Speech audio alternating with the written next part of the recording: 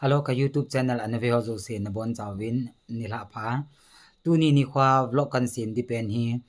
nidang content to hung ke bang lo di hin ke bang lo di ka ti dan chu ke malung gel hi ka hin se di hin ka lung gel hi tu chung vlog content a amin pe na kan se di chu hi la dang a hi poin masang chun ni ni he jing ma bangwin Ice TV cookie program hi ke ma producer hi na kiti de ham alo le director hi na in mail heite channel akunin cookie channel he kana bolin cha chun I team hi aban banin kana salin phoning program la dei han hi an lang a hi lawa le talk show hi an lang chapang bible sim ne hi an lang ke mai to ke holim na kiti chu on the spot akitin na microphone camera ki cha amuna tribal market ho na program dang hoi jong le cha hi ani ki kalso nga nu te ho en che lo hing zo ho ipita bang ha sat gan theina tuam ti ho I a hi lo le pathin tu se no jong ani ki bol jing a hi in so ki lo na hi item hi aban bana at chuting le tong kai san ong kana bolin na aban le tong kai san ki ti chu I khat I amin hi nunga pi nei cha dongalin eina phu pi hi na min hina tong kai san ki ti gulu lai pau hi in nang se in lang kin ngai nge kin se in ka ting nang in ngai in ti na hin na tong kai san chu chong chu episode tham khat kana bol do win hin la gal la tu jin Ice TV cookie program chu anum ta po in athi heta in na Ice TV chu athi hi po in a cookie program chu gal je a hi ke bol ta lo cha pa ra chu I khat a hin kin nong in ha ka thil I ma sa ka ki po do lo jong chu thil chu ma hi ta in banting le office kaman cha ho hard disk sofa khat sei million dongal ISL football al pan ini chu pi ho zo si jong hi abonin Canada hata in file hi han nang ipi yong le na upayum lo hi in chinya hi ke ho jing ka mata ho ki weng te hi ki po do pa na hi ta ja chu office ong ki pa thei ta lo hi in na ji chu thil chom topic chu minum tan tin to a hi kain sei nom pen topic chu adang a hi po in pathin nu si din kin jong media langa hin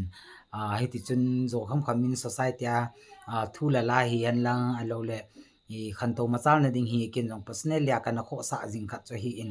histo ki ron chun kin jong Ice TV a hin almost kum se gi wal lang hi ka hin tong ta in na ai len cha hin experience ong tam ta ka nei in ka ne ka ti wanga chu ka cham kim se le ka ti nei pon mi him ki ti hi iti ki sai de ham ito chana chu experience tha na ki kizil be a hi in histo ki ron chun gal zo jong hin mi aka khat hin Ice TV cookie program ta bang boli na ti in na hi so jong hi nei dei sa ji wa nei sei wong cha hi in ka ki pa en na a hi wangin event camera ki san one half pen ki san hin ki po do lawa hung ki po do hi ji chun hi so hin ki pat na dinga chu camera ni la thum hung ngai ding a hello le alhom pe na sei dinga chu stand microphone hong ya le in terms of lak is that ham khat hung lu de hin na lak khat lak ne ki mo bol thei ti le hi poin ti za chu ki hi silent spectator thip bi akanu ma mi chan hi ta chu ni bol kham ho hi kana ve jing jing a hi in na a hi le chlai ta chun ami cha jong sei pong ka ting amun jong sei pong ka ting Ice TV to ke banga network ki tan te cable network ho hi a team jong omin dei sa na zala a team ho zo si chunga jong ki pa thu ka sei bang chun ami mal chi le ami sei pong ka te hi jong le dei sa na zala ne ne ti mo hi in ke wang chun khat cha hi henge zawing ka te tong kho mo te tia kananop lo no min kananop lo na point nong cha ji om su ke in na ipiti ki sai de ham I hon song pi district ite tawin na aki khan lam ka te ngai da yong ki bin a sein ji yong ka heta po ye song pi lam ka district I condition I he nu hin sorry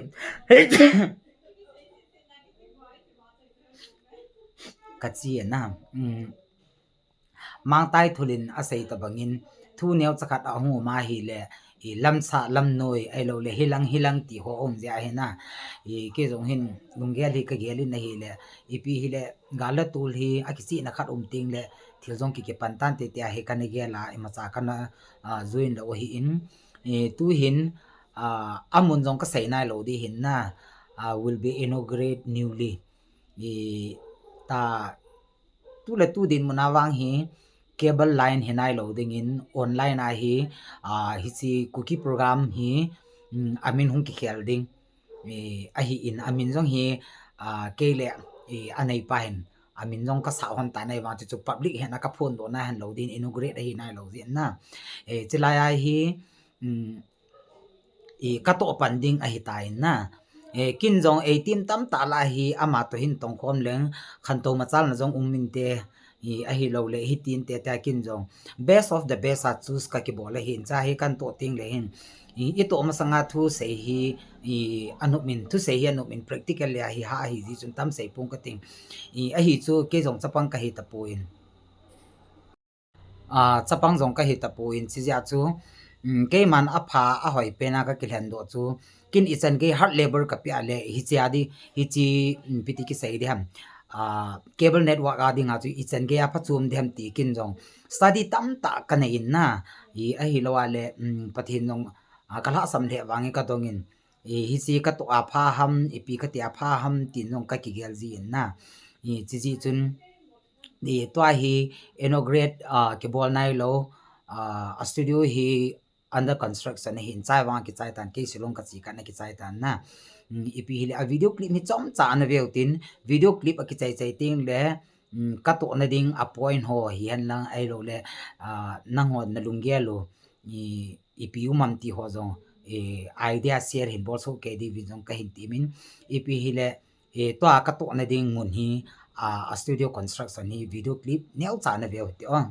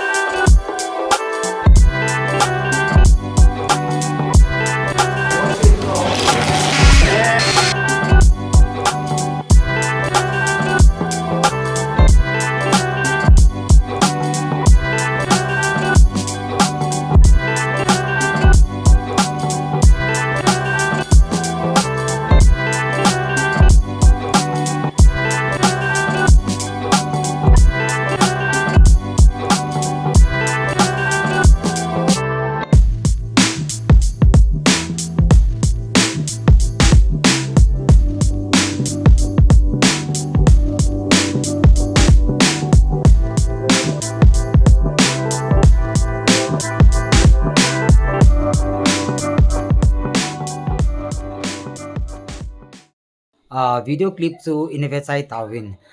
chi ka hin ke jong ka ki gel na hin ka boi dan na ji chu media hi ke ma lai na hi ji chun society sim na dinga hi media hi important hi in ni e ho hin media important athupi da ni in hezi povin na tu chunga la ko na hi tham khat in knowledge anei di ong kai ka yin cha in anei sa ai lo le aching a thim media and society a ichen ge poimo important role alam ti he sa jong tam time diu hin ai wa hello tam time win na ga lai ta chu Twitter hi han lang Facebook and Instagram han lang ipi hi ong le na alo local news ho han chu chu abona media hi in ilha samji wa chu i ho hi ithip na wa jong imo mo jing tabang khat o hi na hi so hi gel ti nga le media house in ei lo ji ti na hi in anio penaga se di chun mail hei to snt to gari nei lai wa chamon phai sung mai me ajong media house impact tv min ice tv min ice com min sin ai lawale to tom tv ho channel tam ta nei win na so chamon am hodi nangan chang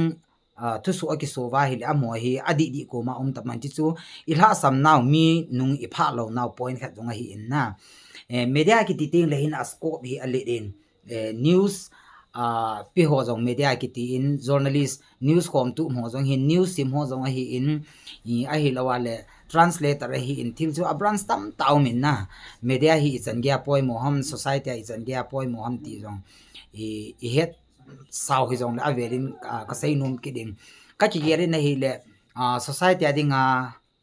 ka bol thai lai ta ki ti tan te kum se gi kum get lang ling pi hi ka hin to he tan tu hin han jong ka han ta in chi sang zo in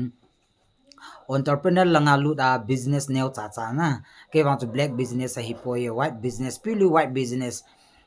kana target jong tam taw min e wangin nei lo nga lo ki hi ji in hi cho hi ka mol so zo po in ai wan nyau cha cha he ki pa diam ta jong hi lungel kana nei lai ta hi hi chi opportunity hi anei pa jong hi amin jong hin sei do da ta ding ka ting na hi ama to hin so la cho kan ke san hyong le tip na in nei dung ju ya hi ke nyong kong kyo ha na le thili a hi di ting le hin hi akon la kon hung ki tu kha ki ti tabang na a hi in sa hin ke jong kalung hung lu nin kalung lu na no ke bangin ke te ni kalung thien han no ke bangin na chi ja hi kyong mundang danga i tip na tam ta ka mo zo si sangin hi chi zo chu ke jong kalung jong alut penin na le media langa society mo dal ha ding ka ge la hi le henge media langa jong tam taw me example like aga saying in media ki titing hen ali din ka sei ma bangin na printing media ki titing le Amy Times anom talo sumkon kiti hotablang Zelen Banner na ihon paperize mo ko printing media kiti hin ahi lawale radio station na i audio radio ingai ti ngole alim ki mo thailo awanga awo ki za thai hin na chiku audio media kitin abanting le to TV alim no imu theo thu so ngai theo ko audio visual kitin na isi mo da la jing ding ka ti a hi jong le pathinin talent khat ap danin kin jong society ka ngai lu ji hin ke ma hi tompan ta la dingin ka ki gelin ai wangin ka sei ma bang jun kin camera khat cha jong ka ki zo zo pun camera stand cha jong ka ki zo zo lo je ai to hi mi pang bela society ading ai hi media langa tha lu ding tia ka ki gel ha ti tai sau ta kha thi kum ni tam ta na la tam ta pi hi kan ki gelin eji masa jong akale chi media itim te ka zaw di tam ka zuin di tam tin jong kan ki gel na ka jong tam ta no ji in na awangin thil hi ahung inai le a hi ding khat jong anahi mai thein tin na tu hin construction ho jong ki chai tan studio hi next week le inaugurate di tan inaugurate na wang hi ke jong ka zaw thele ka zaw ding ka zaw thelu la ka zaw lo di hin ichi studio hi to hi purely based on YouTube hung hin alai di hin na phat chom khathi ahung ki chai zo tin le chai cable line na ai nei na home connection na hung ki picket din chai to hi kin ka to ding ka tham ding alo le program sunga chu epp ka bol be de ham na ti ho hi kin khat cha ka sei na lo de ha ji chu ka to pan na lo ji i se ya i to sa nga hi sei lawa i to chu public in awara aphat chompi aphat chompi lo ham ti zo hi important ka sa in na che chu EPP program ka hab be dem ti chu ke man ka lung thima ka ke digest zo time ka ki koi ta in na che chu public hon entrepreneur langa ka lu ding hi ke ma im lo ben sei lang personal ading ha ka phat chom nei hi in na cheng khat cheng ni zakhat zan ni cha ka mo jong le sum chu ke ya hi ta in media line lang hi lo jong aum be se pu in a hi lo wa hi le ta chu in chen sim na thei jong a hi pu in ama bo pau cham tu khada phung tumbu chu nan chang tumbu ka poi ki ti ta banga khona kin jong hi ta chu kai khat mai mai thu a hi in kai khat mai mai ki ti la kalung lut poi ka ti na hi pu in chia hi social media hin important isan ge ya alam ti jong hi I het so ke ma bong wa ha vela jong I het ki diu de sa na a umin media ki ti ting le chi bo se hi pu in art line langa jong hong hin cho hi media and a part of media hin na album tho film tho hi han lang film maker hi han lang alule cameraman hi han lang editor hi han lang everything so se hi media hin na I ho hin ka se yong avel velin ka se tan I ho hi ko ni ali ve na ko dan nu chu ma sanga chu mi album hong ka vet num poi film hong ka vet num poi I akko de de te na akko a ki thoro theyong chu na wang phat un lai he min film industry ne ya mi in ki wa na nei ting le chun thil zo si hoi hi in na to chu producer jong lo film ham khat I ngai lu zala society ya nu naw chapang vet num dinga e bol mai thu hin na sumla pai ha sa ja hi dei banga jong thil char thei lo hi in example nangin lo na lo tai mu chi na tu tai ti chu kum hlun ting le aga ni dinga na tu hin na ai lo ai le business in jong profit de ya sum tung na atung de ya business na bolo hin na business to apha jo sin lo si hi ko man nang na atung do loin a capital pumin mang kum la chun hoya ba ipina bol dem chi tabang chu hin na film jong chu khadin na sal tenga an bol do le ti film ticket chonom le ki lo free ave nom ngan chang ki hi cha chu koi chun ai na lo zo a film a si ma na vet pi khat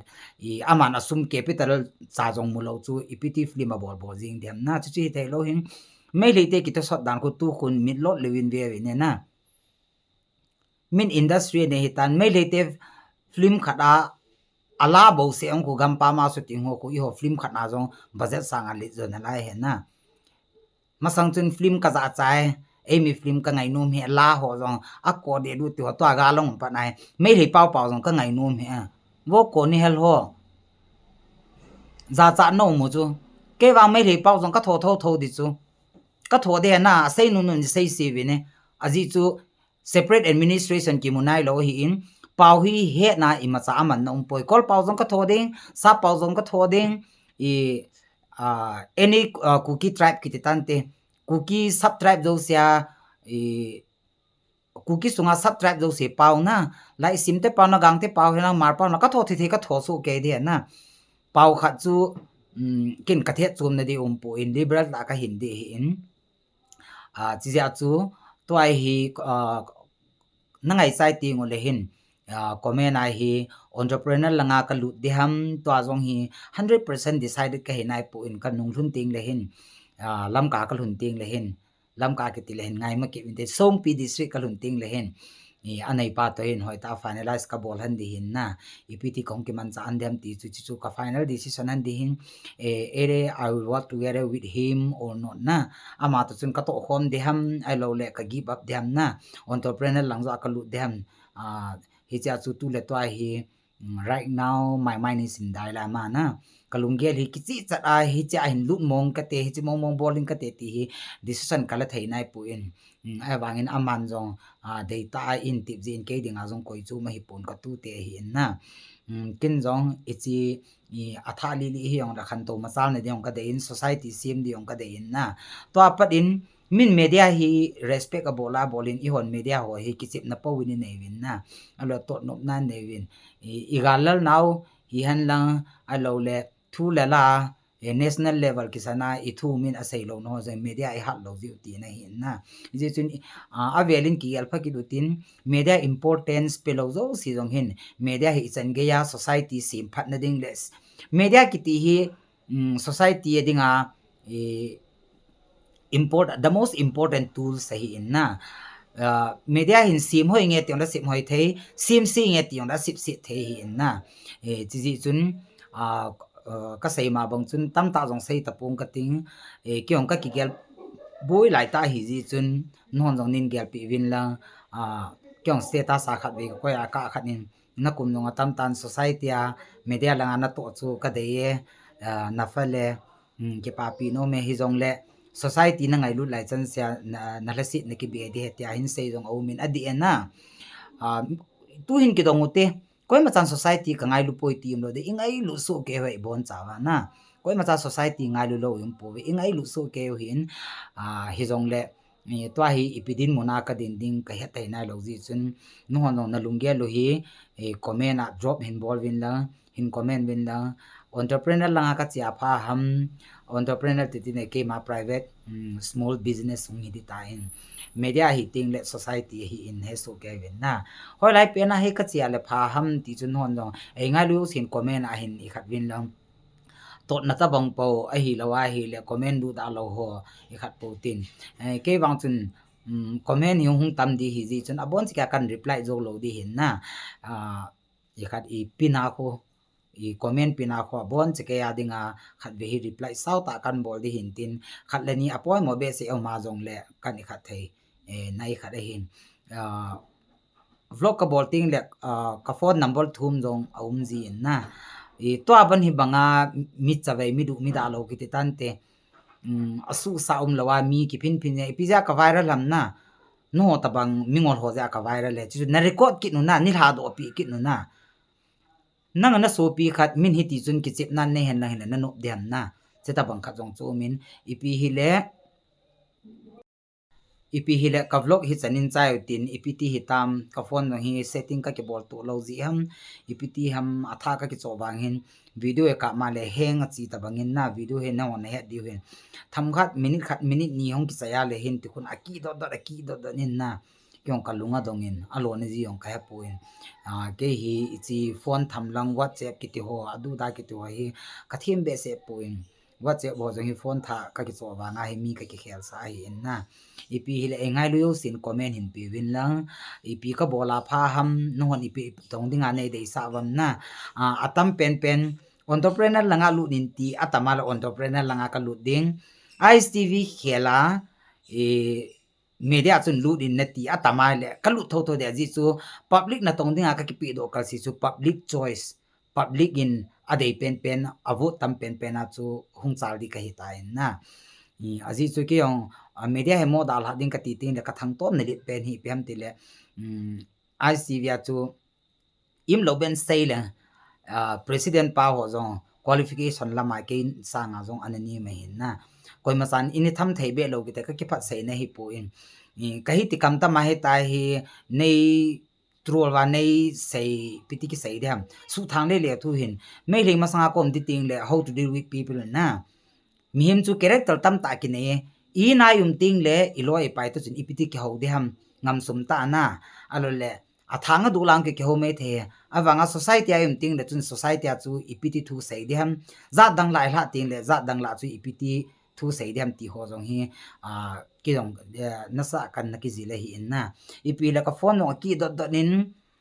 hi chanin chai utin ka YouTube channel an ve ho zo se na bon chawin ni la pha na comment no ka ngai chai nila pa ka di chai tain edit ka bola le ka hei mil khat o min na social media ka dal ha nom lo na pen hi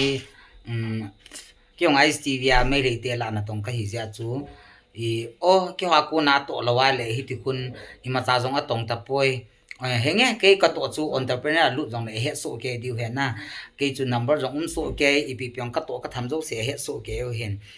am hon jong hon tho ma win ke jong ka ke pan mi hon tho thei ka chan jong hi ka ke pan me le ten jong thu la phat tin I to khom ke diu he tin na am hon iza seon lam ho to tong khom diong ka hi ta pu in na e de sa ai ngai cha ji wa chu e seu hi in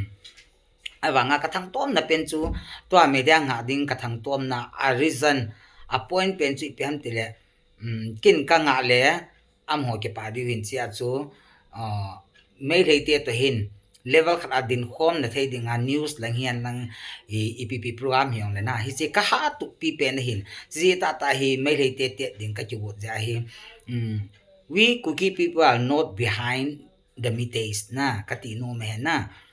you Asian people kyo ku ki sa te jong hi no nu ya ko di po ve no tabang bangin ka bol the ve ti just wanna prove them na isi ka thang tom na pe nei za media hi ka kanung lut ki no min ko ti lo le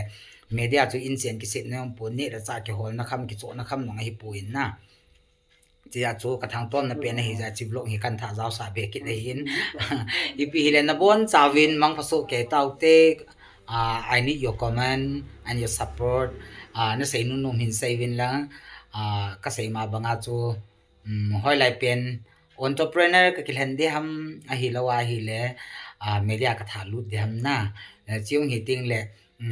a phat wang guarantee ka pe thei puin na thlathum thari zo jong hi mai thei thlas kum kha jong thing mai thei kum ni kum tum zo jong hi mai thei